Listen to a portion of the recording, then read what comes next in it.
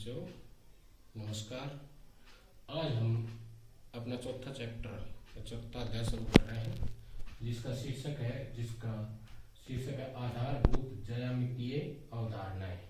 यानी कि ज्योमेट्री की जो सबसे पहली ज्योमेट्री में जो सबसे पहले हम पढ़ते हैं, जो आधारभूत चीजें हैं, उनके बारे में हम यहाँ पढ़ेंगे।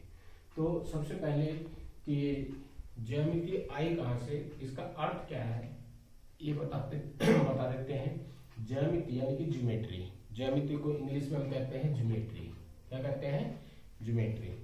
जो कि यूनानी भाषा जिस तरह से भारत में भाषाएं हैं, हिंदी, इंग्लिश, तमिल, तेलुगु, उसी तरह यूनान में कौन सी भाषा है प्रयोग होती है? यूनानी। तो यूनानी भाषा के शब्द से बना हुआ है ये ज्योमेट्री यानी कि ज्योमेट्री। यूनानी भाषा के शब्द दो शब्द है, एक तो जियो और एक मीट्रिन। कौन सा है? मीट्रिन। तो ये दो शब्द, इन दोनों शब्दों को मिलाकर के क्या बना है? ज्योमेट्री। दोनों शब्दों को मिलाकर के क्या बन गया? ज्योमेट्री। तो इन दो शब्दों को मिलाकर के एक शब्द बन गया ज्योमेट्री, जिसका अर्थ क्या है? जियो का अर्थ होता है भूमि या पृथ्वी। जियो का अर्थ क्या होता है? भूमि, या हम कह सकते हैं पृथ्वी। और मीट्रिन का अर्थ होता है मापना। मीट्रिन का अर्थ क्या होता है? मापना। तो इससे पता चलता है कि ज्यामिति यानी कि ज्योमेट्री वो क्या है, किस लिए प्रयोग की जाती है, कि सबसे पहले इसका उद्गम क्यों हुआ। तो सबसे पहले इसका जो उद्गम हुआ वो इसलिए हुआ होगा कि भूमि को नापने के लिए, इसीलिए इसका नाम है ज्यामिति यानी कि ज्योमेट्री पड़ा। तो ये हमारी समझ में आ गया कि ज्यामिति क्या है, यानी कि ज्योमेट्री क्या है, जिसे इंग्लिश में हम ज्योमेट्री कहते हैं, हिंदी में ज्यामिति कहते हैं। तो ज्योमेट्री का अर्थ है, ये दो शब्दों से बना हुआ है, एक जियो और एक मीट्रिन। जियो का अर्थ होता है भूमि को मापना, और मीट्रिन का अर्थ जियो का अर्थ होता है भूमि या पृथ्वी, और मीट्रिन का अर्थ होता है मापना। तो इसका अर्थ है कि इसका जो उद्गम हुआ है वो भूमि को मापने के लिए हुआ है, ऐसा हम मानते हैं। तो सबसे पहले कि ज्यामिति में क्या आता है? सबसे पहला जो सबसे पहली जो चीज है या जो सबसे पहला कंसेप्ट है ज्योमेट्री में, वो क्या है? वो है बिंदु। क्या है? बिंदु। क्योंकि बिंदु के बगैर हम शुरुआत नहीं कर सकते। ज्योमेट्री की शुरुआत बिंदु के बगैर नहीं कर सकते। बिंदु क्या है? जिस तरह से हम ब्लैक बोर्ड पे, नोटबुक पे हम डॉट लगा देते हैं, ये डॉट लगा दिया, किसी भी नुकीली चीज से भी लगा सकते हैं, किसी मोटी चीज से भी लगा सकते हैं। तो जितनी ज्यादा नुकीली चीज होगी उतना ये जो बिंदु है वो उतना ही बारीक होगा, पतला होगा। और जितनी मोटी चीज होगी, जैसे अभी मार्कर से लगा रहा है तो ये मोटा हो गया, अगर हम इसको प्रकार की नोक से लगाए तो बारीक होगा, पेंसिल की बारीक नोक करके लगाए तो बहुत बारीक होगा। तो इस तरह से ये बिंदु क्या है? डॉट है। लेकिन वास्तव में क्या है कि बिंदु जिसकी ना लंबाई होती है, ना चौड़ाई होती है, ना मोटाई होती है। तो बिंदु वह है जिसके और भाग नहीं कर सकते। जब किसी चीज की ना लंबाई है, ना मोटाई है, ना चौड़ाई है, तो हम उसके भाग कैसे कर सकते हैं? तो इसलिए हम इसको दर्शाने के लिए डॉट लगा देते हैं, जबकि बिंदु है वो एक अदृश्य है, यानी कि जो दिखाई नहीं दे रहा, जो दिखाई नहीं देता। जब जिसकी किसी चीज की ना लंबाई है, ना चौड़ाई है, ना मोटाई है, तो दिखाई कैसे देगा? लेकिन हम ज्यामिति का अध्ययन करने के लिए हम इस तरह से डॉट लगा देते हैं और उसको बिंदु मानते हैं। और बिंदु को हम कैपिटल लेटर, इंग्लिश के कैपिटल लेटर में दर्शाते हैं। जैसे ये ए बिंदु है, ये बी बिंदु है, ये सी बिंदु है। तो हम बिंदु को कैपिटल लेटर में दर्शाते हैं। और बिंदु पता चल गया कि बिंदु क्या है? बिंदु लंबाई, चौड़ाई और मोटाई रहित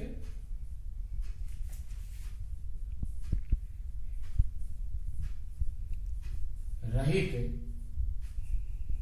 ज्यामिति रचना है। तो इस तरह से जो हमारी ज्यामिति की जो शुरुआत होती है वो किससे होती है? बिंदु से। तो बिंदु क्या है? बिंदु ऐसी वो है जिसकी ना लंबाई है, ना चौड़ाई है, ना मोटाई है, और इसके और छोटे और टुकड़े नहीं हो सकते, इसके और टुकड़े नहीं हो सकते। उसके बाद आता है, बिंदु के बाद आती है रेखा।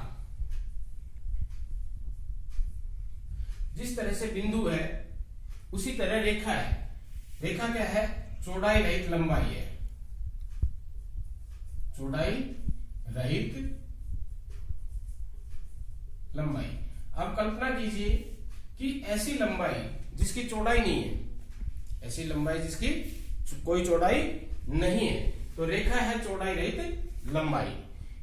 तो रेखा को हम इस तरह से जो हम पढ़ेंगे उसमें इस तरह से दिखाएंगे। रेखा जिसके दोनों तरफ तीर के निशान होते हैं, जिसके दोनों तरफ तीर का निशान है। ये तीर के निशान किस चीज के प्रतीक है? ये तीर के निशान इस चीज के प्रतीक है कि हम इसको जितना चाहे इधर बढ़ा सकते हैं, जितना चाहे इधर बढ़ा सकते हैं। इसकी लंबाई है वो कैसी है? अपरिमित। तो रेखा है चौड़ाई रहित लंबाई है, लेकिन इसकी लंबाई कैसी है? अपरिमित।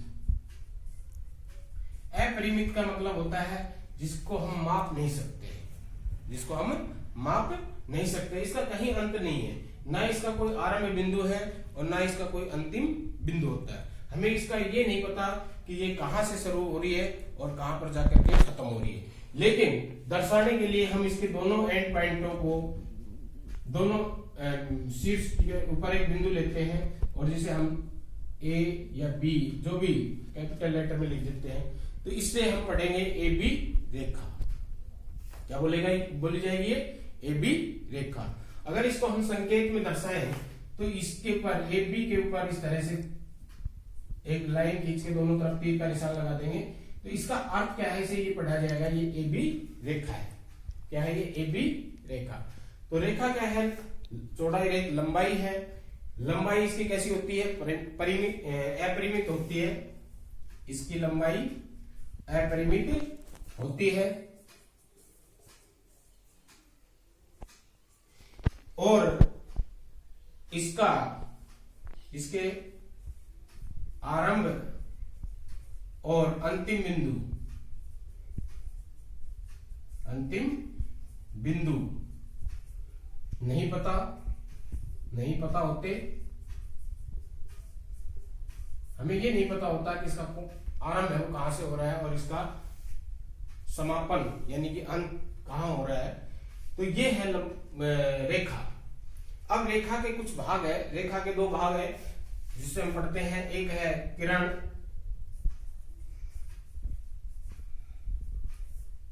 ये रेखा के भाग है। अगर हम इस रेखा को एक सिरे से इस तरह से कर दें तो ये क्या है? किरण। अब इसका हमें ये पता है कि ये आरंभ ए से हो रही है और बी की तरफ जा रही है। ए से शुरू हो रही है और बी की तरफ जा रही है। अब इसका हमने एक चीज पता है, यानी कि इसका हमें ये पता है कि आरंभ कहां से हो रही है, लेकिन अंत इसका भी नहीं पता है। इसका आरंभ पता है कहां से शुरू हो रही है? ए से, लेकिन जा ये बी की तरफ रही है। इतना बता सकते हैं कि ये बी की तरफ जा रही है, लेकिन इसका अंत कहां हो रहा है, समापन कहां हो रहा है, ये हम नहीं बता सकते। तो किरण क्या है? रेखा का वह भाग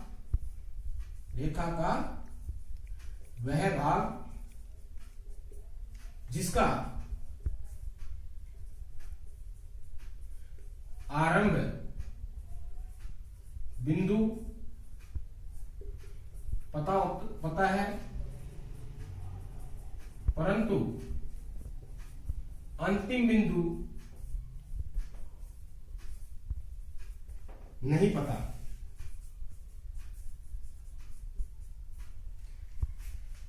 अंतिम बिंदु नहीं पता होता।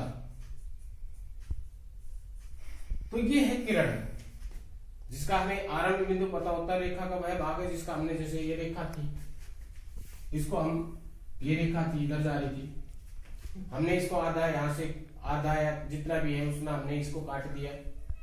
तो अब हमें इसका आरंभ बिंदु पता चल गया, लेकिन अंतिम बिंदु अब भी नहीं पता। तो एस रेखा का वह भाग जिसका आरंभ बिंदु भी पता है और अंतिम पता है, लेकिन अंतिम बिंदु नहीं पता, किरण होती है। इसकी भी जो लंबाई है वो अपरिमित होती है। इसकी लंबाई अपरिमित होती है।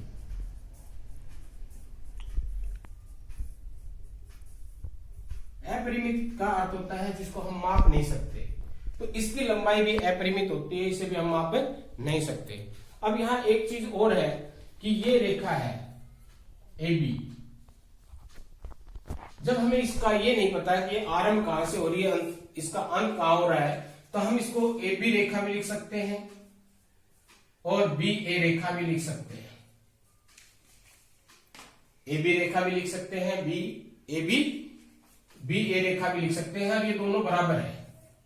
दोनों क्या है? ये बराबर है। लेकिन क्या किरण के मामले में हम ये कह सकते हैं कि AB किरण बराबर है BA किरण? क्या हम कह सकते हैं ऐसा? ऐसा हम नहीं कह सकते। क्यों? क्योंकि ये जो किरण का ये साइन ऊपर है, इनके ऊपर AB के ऊपर किरण का निशान है ये, तो ये किस चीज को दर्शाता है कि ये किरण A से स्टार्ट हुई है। आरंभ बिंदु इसका क्या है? A, और किस तरफ जा रही है? B की तरफ। जैसे कि ये A से B की तरफ जा रही है और BA का अर्थ है ये B से स्टार्ट हो रही है, B से स्टार्ट हो रही है, ये B से स्टार्ट हो रही है और A की तरफ जा रही है। तो दोनों का आरंभ बिंदु अलग है, इसका A है और इसका B है। तो ये दोनों बराबर नहीं हो सकती। तो हम ये कह देंगे कि ये दोनों बराबर नहीं है, दोनों बराबर नहीं है। लेकिन रेखा के मामले में ऐसा है कि AB रेखा और BA रेखा दोनों बराबर है, क्योंकि हमें यहाँ नहीं, ये भी नहीं पता कि ये आरंभ कहां से हो रही है और इसका अंत कहां हो रहा है। तो इसलिए हम इस साइड से मान ले, चाहे इस साइड से मान ले, चाहे इस साइड से मान ले, किरण रेखा वही है। लेकिन किरण के मामले में ये हमें पता है ये A से स्टार्ट हो रही है, ये B से स्टार्ट हो रही है, तो इसलिए ये दोनों बराबर नहीं है। और इसका रेखा का इस अगला जो भाग है वो है रेखाखंड। रेखाखंड क्या है? रेखा का वह भाग जिसका आरंभ बिंदु भी होता है और अंतिम बिंदु भी होता है। जैसे ये A है, ये B है। हमने इसमें देखा था दोनों तरफ तीर का निशान था, इसका अर्थ है दोनों तरफ बढ़ रही है। इसमें हमने किरण में देखा था एक तरफ तीर का निशान है, इसका अर्थ है ये इस साइड ने बढ़ रही है और ये इस साइड ने बढ़ रही है। इस पे कोई से शीर्ष पर तीर का निशान नहीं है, ना A पे ना B पे। तो इसका अर्थ क्या है कि ये स्थिर है। ये A से स्टार्ट, हम ये कह सकते हैं कि A से आरंभ हो रही है, B पे खत्म हो रही है, या हम ये कहते हैं कि B से स्टार्ट हो रही है, A पर खत्म हो रही है। तो इसका हमें दोनों शीर्ष पता है, इसका हमें आरंभ भी पता है और अंत भी पता है। आरंभ भी पता है और अंत भी पता है। और जब हमें किसी चीज का आरंभ भी पता हो, अंत भी पता हो, तो हम उसको माप भी सकते हैं, नाप भी सकते हैं। तो इसलिए रेखाखंड की जो लंबाई है वो परिमित होती है। रेखाखंड क्या है? रेखा का वह भाग होता है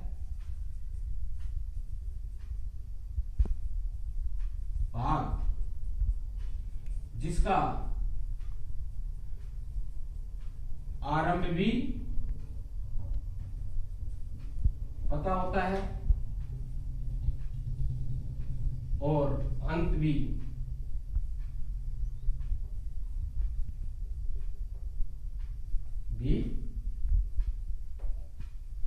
पता होता है। इसलिए इसकी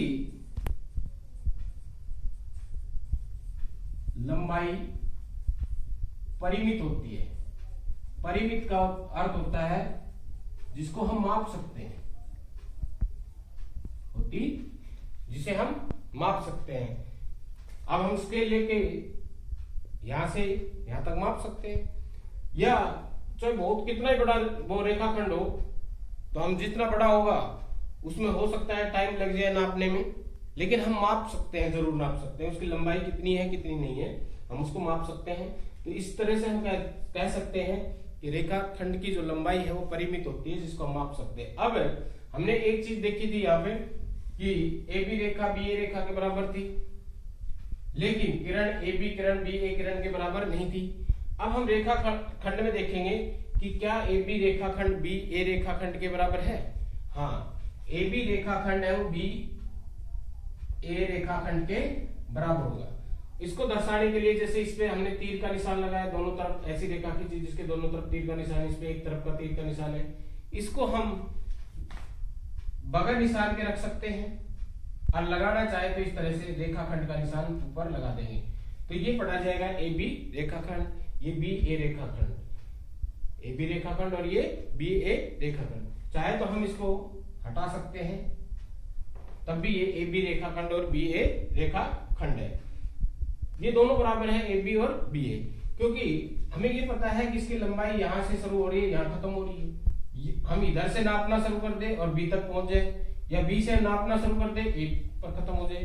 तो ये 7 सेंटीमीटर मान लो है, मान के चलते हैं कि 7 सेंटीमीटर है, तो ये 7 सेंटीमीटर ही रहेगा, चाहे हम ए से नापे चाहे बी से नापे। शुरुआत हम चाहे ए से करें चाहे बी से करें। इसकी लंबाई है 7 सेंटीमीटर है, तो 7 सेंटीमीटर ही रहनी है, ना कम होनी है ना ज्यादा होनी है। तो इसलिए ए बी रेखाखंड है वो बी ए रेखाखंड के बराबर होता है। किरण में ऐसा नहीं होता, बाकी रेखा में भी होता है और रेखाखंड में भी होता है। तो इस तरह से जो आधारभूत ज्यामितीय अवधारणा है उसमें पहला जो कंसेप्ट आता है, जो पहली चीज आती है वो बिंदु, उसके बाद रेखा, और रेखा के दो और क्या नाम है भाग है इसके, एक किरण और एक रेखाखंड। रेखा है वो चौड़ाई लंबाई है, जिसकी चौड़ाई नहीं होती लेकिन लंबाई होती है। इसकी लंबाई अपरिमित होती है, अपरिमित का अर्थ है जिसको हम माप नहीं सकते, और इसके आरंभ और अंतिम बिंदु कोई भी नहीं पता होता। हमें ये नहीं पता कि कहां से शुरू हो रही है कहां इसका अंत हो रहा है।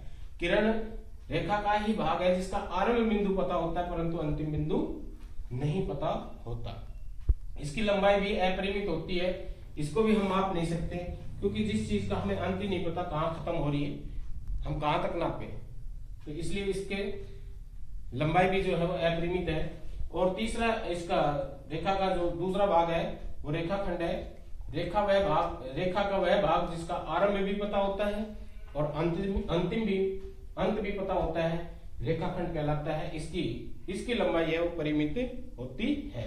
हम अक्सर गलती करते हैं कि लिखते समय हम ये निशान ये लगाएंगे और पढ़ेंगे इसको हम ए बी रेखाखंड, ए बी रेखाखंड, जबकि ए बी रेखाखंड नहीं है, ए बी रेखा है। तो ये ध्यान रखें। तो ये चीज थी आज के इस टॉपिक में कि हम सबसे पहले कि ज्यामिति क्या है, कहां से आया, इसका अर्थ क्या है। ज्यामिति एक यूनानी भाषा का शब्द है जो कि 2 शब्दों से बना हुआ है, जियो और मीट्रिन। जियो का अर्थ होता है भूमि को नाप, भूमि या पृथ्वी, और मीट्रिन का अर्थ होता है उसको मापना।